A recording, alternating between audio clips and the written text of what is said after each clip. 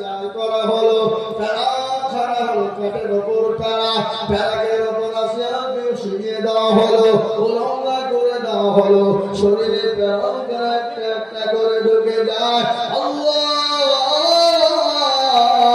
আল্লাহর বান্দে আসিয়া আর শরীরে প্যারা ঢুকে যায় বাবা।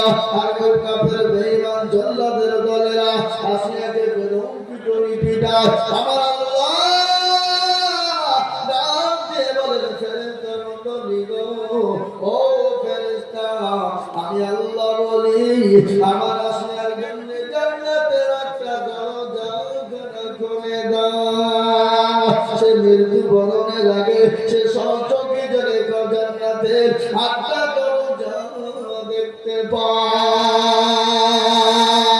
ও ফেরেশতা, এক নম্বর তুমি বলো না আসিয়া